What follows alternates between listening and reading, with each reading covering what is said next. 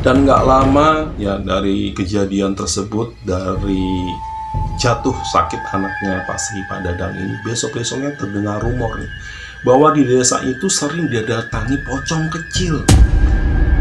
Pocong kecil yang selalu mengetuk-ngetuk rumah ke warga, ya, itu bilang minta dibukakan kain kapannya. Jadi ketok-ketok, tolong buka kain kapan saya, tolong.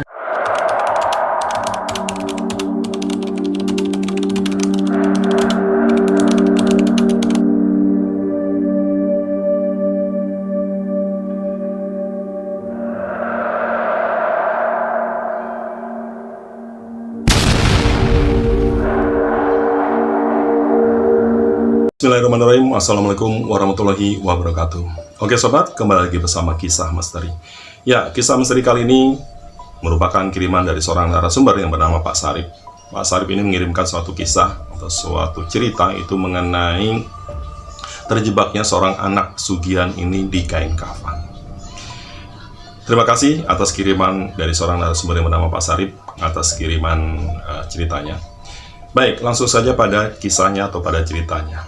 Ya, ini diceritakan seorang yang bernama Pak Dadang. Nah, Pak Dadang ini orang yang kaya raya, ya, terkaya raya di desanya. Dia mempunyai banyak mobil, punya juga banyak perusahaan, dan juga dia punya banyak kios. Nah, Pak Dadang ini merupakan orang kaya baru sebenarnya. Jadi orang-orang tadinya melihat bahwa Pak Dadang itu merupakan orang yang ya sebetulnya susah lah hidupnya, karena juga dia tidak jelas kehidupannya. Nah, tetapi kehidupan sekarang ini sudah beralih, sudah kaya raya lah, tapi kekayaan itu ternyata didapat dari pesugihan. Kiosnya ada di mana-mana, kemudian dia juga punya material, ya material juga di mana-mana, juga rumahnya juga banyak ya. Nah, orang-orang tidak ada yang tahu, termasuk juga istrinya ini tidak tahu nih kalau ternyata suaminya si Pak Dadang itu melakukan pesugihan. Jadi pesugihan yang dilakukan oleh Pak Dadang ini yaitu menggunakan kain kapan, ya, kain kapan yang orang sudah meninggal. Ya, itu dia gunakan sebagai alat atau sebagai pesugihan untuk memperkaya dirinya. Nah, suatu ketika ini pada saat Pak Dadang sedang ya duduk santai di depan rumahnya sambil baca koran, kemudian minum kopi, kemudian sambil lihat juga orang berlalu lalang di depan rumahnya, duduk santai. Nah, itu memang biasa yang dilakukan sama Pak Dadang ya, karena dia santai lah, semuanya sudah berjalan dengan sendirinya, sudah banyak karyawannya lah. Nah, pada saat dia sedang membaca koran, kemudian minum kopi di depan di teras, dia mendengar samar-samar dari suara masjid, pengeras suara masjid itu ada pengumuman ternyata ada yang meninggal dunia, dan yang meninggal dunia itu adalah anak dari Pak RW. Meninggal dunia anak umur sekitar 10 tahun. Nah, ini anaknya sama nih, hampir sama dengan umur yang paling kecil, ada anaknya Pak Dadang juga hampir 10 tahun, laki-laki, itu meninggal dunia. Nah, Pak Dadang ini kalau misalkan dia mendengar berita kalau ada yang meninggal dunia, itu dia bukannya sedih. Jadi Pak Dadang ini malah senang nih kalau mendengar ada yang meninggal dunia. Karena apa? Karena dengan adanya ada yang meninggal dunia yang baru, maka dia akan mendapatkan kain kapan yang baru juga nih. Jadi perjanjiannya adalah pesugihan dari Pak Dadang ini yaitu menggunakan kain kapan. Ya, selama ini dia sudah menggunakan kain kapan yang sudah ada. Tetapi kalau ada yang baru, dia biasanya mengganti lagi yang baru. Dan ini biasanya penghasilan atau uang, pundi-pundi uangnya itu akan lebih meningkat beberapa kali lipat. Ya, jadi misalkan ada yang baru, dia gunakan kain kapan itu, penghasilannya menambah. Seiring waktu, makin lama makin berkurang. Nah, kalau ada yang meninggal lagi, dia harus ambil lagi tuh kain kapan yang baru lagi, baru meningkat lagi uangnya, atau penghasilannya meningkat lagi. Nah, ini merupakan kabar baik sebetulnya buat Pak Dadang kalau mendengar ada orang yang meninggal. Nah, tetapi Pak Dadang pada saat itu ragu ya, karena yang meninggal ini anak kecil. Ya, karena yang biasanya yang dia pakai itu adalah kain kapan yang orang sudah dewasa. Orang meninggal, kain kapannya yang orang sudah dewasa. Akhirnya dia coba pergi ke tempat dukunnya. Dia coba ngomong ya, bicara sama si Mbah Dukun itu, ada si Mbah Karto. Nah, Mbah Karto ini bilang, ditanyakan sama Pak Dadang, "Mbah, ini di kampung saya ada yang meninggal dunia. Tapi anak kecil, Mbah. Apa-apa, kata si Mbah Kato, ambil aja, katanya, kamu ambil lagi kain kapannya. Terus ingat, kata si Mbah Kato, pesan saya jangan sampai lupa ya, itu yang kain kapan yang bekasnya yang kemarin yang kamu punya itu kembalikan, kirim ke saya. Oh iya Mbah. Nah kemudian kamu ambil lagi nih kain kapan yang baru orang meninggal itu, kamu ambil, kamu simpan nih, jangan lupa, ini pesan saya berkali-kali nih, kamu sudah berapa kali saya ingatkan ya, kain kapan ini harus disimpan di suatu tempat ya, jangan sampai ada orang yang menyentuhnya selain kamu, karena kalau selain kamu yang menyentuh itu berarti akibatnya fatal. Sudah saya tidak bisa bantu lagi. Ya Mbah, saya ingat.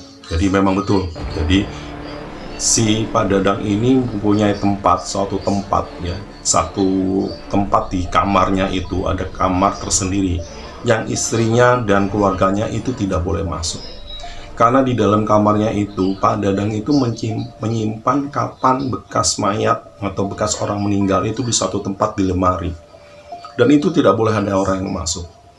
Selain itu dia juga ada namanya kayak guci ya, guci besar. Guci besar itu dia biasanya suka taruh nih, biasanya nih nanti kalau dia meninggal, ada yang meninggal, dia ambil kain kapannya beserta tanahnya, sedikit tanahnya itu dimasukkan ke guci. Jadi penghasilan uangnya itu nanti tiba-tiba muncul ya, Pak Dadang juga nggak tahu ya, tiba-tiba ada muncul uang banyak di situ. Jadi setiap itu malam itu pasti bertambah terus tuh uangnya di guci sampai penuh, nanti diambil sama Pak Dadang buat usaha. Ini nanti berkurang, besok paginya bertambah terus begitu, seperti itu selama kain kapan itu ada. Akhirnya disampaikan sama si Pak Dadang, ingat jangan sampai kamu lupa, ini jangan sampai tersentuh. Kalau sudah tersentuh sampai kepegang, saya tidak bisa tanggung jawab, karena ini sudah ada perjanjian kontrak ya, pesugihan kamu adalah pesugihan kain kapan. Jadi kalau kamu melanggar ya kamu tahu sendirilah risikonya. Siap Mbah. Akhirnya pada saat itu juga besokannya begitu dia meninggal, kabar ya, mendengar kabar bahwa ada yang meninggal, besoknya itu dia coba beranikan diri malam ya, malam-malam dia coba mau ngambil kapan dari orang yang meninggal, jadi anaknya Pak RW yang berumur 10 tahun itu meninggal. Nah itu sudah biasa sebetulnya si Pak Dadang, cuman baru kali ini nih dia yang meninggal itu anak kecil, dan biasanya juga yang meninggal itu bukan di daerah desanya, jadi dia biasanya suka ngambil kain kapan itu, jadi dia mendengar mencari informasi lah, misalkan ada orang baru meninggal, nah itu kain kapannya diambil. Nah malam itu eksekusi buat Pak Dadang untuk ngambil kain kapannya. Dia coba tengah malam dia cari tempat makam si anaknya Pak RW ini di daerah di mana tempat lokasinya, akhirnya ditemukan. Kemudian dia mulai tuh menggali. Pada saat itu malam hari, pas hujan gerimis juga gitu ya, dia cuma menggunakan senter, dia cari ya, ketemu tuh makamnya dari anak kecil, dari anaknya Pak RW. Kemudian dia coba gali ya, kali sebetulnya dia takut ya, takut. Ini sebetulnya udah sering, tapi nggak tahu kenapa ini kok malam ini dia merasa ngeri gitu, merasa malam, karena pas kebetulan malam itu adalah malam Jumat Kliwon. Ya, dia sih sebetulnya bukan takut sama makhluk atau makhluk gaib ya yang ada di situ atau sekitar situ. Dia cuma takut kalau ada warga sekitar yang tahu bahwa apa yang dilakukan Pak Dadang itu pada saat dia ngambil kain kapan. Itu yang ditakutkan sama dia. Mungkin dia coba buru-buru. Sudah tergali makamnya, tinggal kayunya, kayu atau papannya ya dibuka. Dilihat ada kain kapannya, kemudian dibuka pelan-pelan. Sebetulnya dia juga agak terenyuh ya begitu melihat ya, wajah lugu anak kecil meninggal dunia, jadi dia ingat sama anaknya sendiri gitu. Dia buka coba pelan-pelan kain kapannya, dia ambil. Setelah kain kapannya terambil, langsung dia masukkan ke dalam saku celananya. Kemudian ditutup lagi papannya, ditutup lagi, kemudian dikubur lagi itu tanahnya, dirapikan lagi seperti semula. Kayu nisannya juga ditancapin lagi seperti semula. Dia celingak-celinguk kanan kiri, dia cuma takut kalau misalkan ada orang yang lewat dan dia ketahuan gitu. Itu saja yang takut. Kalau buat makhluk gaib dia sudah tidak ini lagi karena sudah terbiasa gitu. Akhirnya dia pulang buru-buru sampai rumah, dan di rumah pun dia juga berhati-hati nih, jangan sampai nanti istri atau keluarganya tahu kalau dia dari ya pemakaman, karena pakaiannya kotor ya, penuh dengan tanah. Kemudian dia bawa kain kapan. Nah betul, begitu Dia sudah sampai rumah, buru-buru masuk kamar, tidak ada yang tahu kan, mungkin pada tidur semuanya.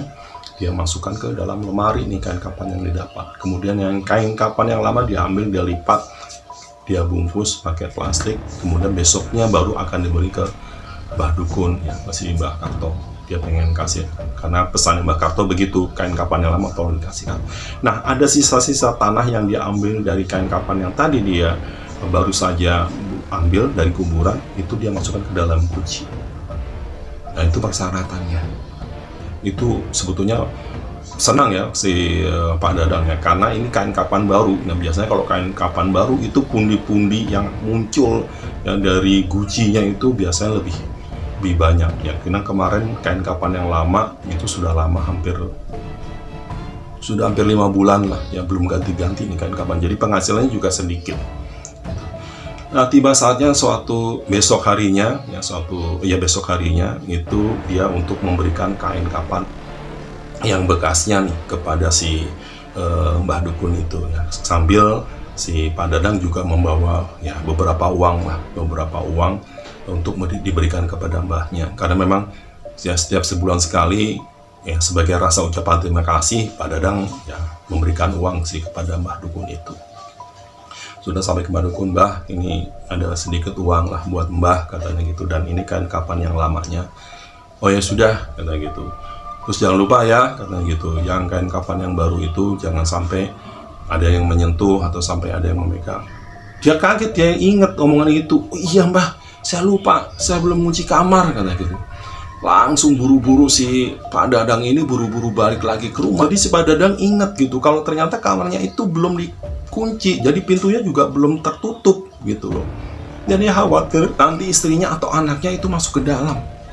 Karena memang sudah diwanti-wanti sebetulnya kamar itu tidak boleh ada yang memasuki. Bener-bener buru-buru, ya udah buru-buru balik, kata si mbahnya itu, baru balik. Belum sampai rumahnya si Pak Dadang ditelepon sama istrinya. Pak, anak kita, kenapa Bu? Kata gitu. Anak kita nggak tahu kenapa, tahu-tahu jatuh pingsan, kata gitu, sakit lah gitu. Dia buru-buru mau meluncur ke rumahnya, yang dia lihat ternyata anaknya sudah tergeletak sakit, tetap bernapas, tetap melek, cuman tatapannya kosong. Kenapa ya Pak anak kita, Pak? Kenapa anak kita bisa gitu? Udah tenang aja, kita panggilkan dokter, kata gitu. Akhirnya dipanggilkan dokter, diperiksa. Semuanya normal, nggak ada kejadian apa-apa. Emang awalnya gimana, katanya gitu? Nggak tahu, tadi tuh dia masuk ke dalam kamar Bapak tuh yang katanya nggak boleh masuk. Nah, saya kan nggak tahu Pak. Saya tanya, kamu dari mana? Itu dari kamar Bapak, katanya gitu. Nah, begitu habis dari kamar Bapak, dia nggak lama jatuh lemes pingsan Pak. Nah, sekarang udah sadar diri, tapi begitu sadar ya kayak begini keadaannya, katanya. Matanya tetap aja melihat tatapan kosong. Nah, dokternya juga bingung, ini pas dia ngosal, nggak ada penyakit apa-apa kok Pak, normal semua, napasnya bagus, detak jantung bagus gitu.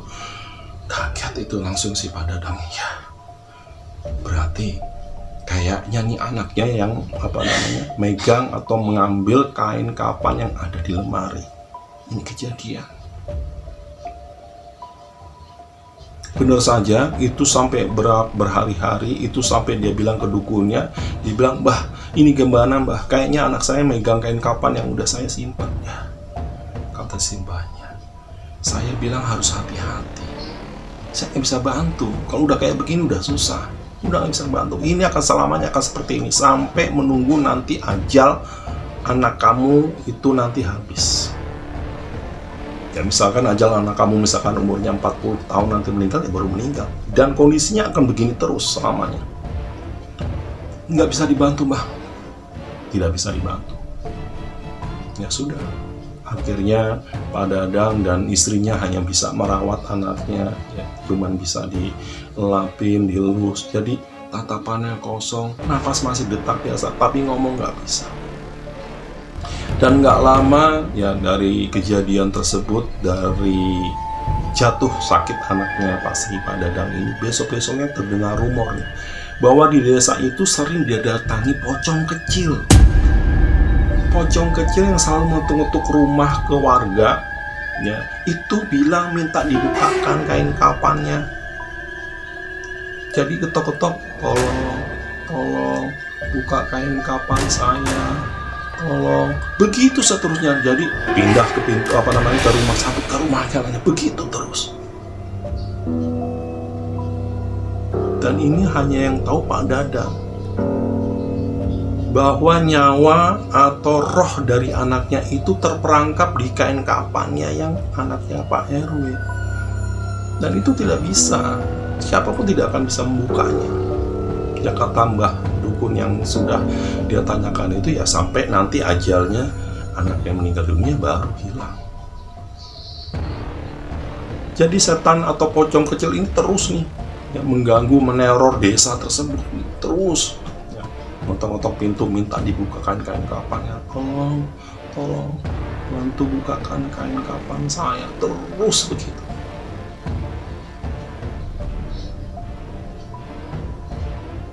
Ya akhirnya Pak Dadang hanya bisa pasrah karena salah satu kesalahan dia teledor ya, karena sudah ada perintah dari dukunnya bahwa tidak boleh ada yang menyentuh kain kapan tersebut, tapi ternyata kain kapannya dipegang atau yang disentuh oleh anaknya sendiri, dan akhirnya roh atau jiwa anaknya dari Pak Dadang itu terperangkap dalam kain kapan yang berbentuk pocong. Ya, sampai di sini cerita atau kisah misteri kali ini mengenai terperangkapnya jiwa anak kecil di dalam kain kafan. Semoga cerita ini atau kisah ini ada manfaatnya. Semoga kisah ini bisa diambil hikmahnya, dan jangan lupa kita selalu mendekatkan diri kepada Allah Subhanahu wa Ta'ala. Sampai ketemu lagi di kisah misteri selanjutnya. Terima kasih. Wassalamualaikum warahmatullahi wabarakatuh.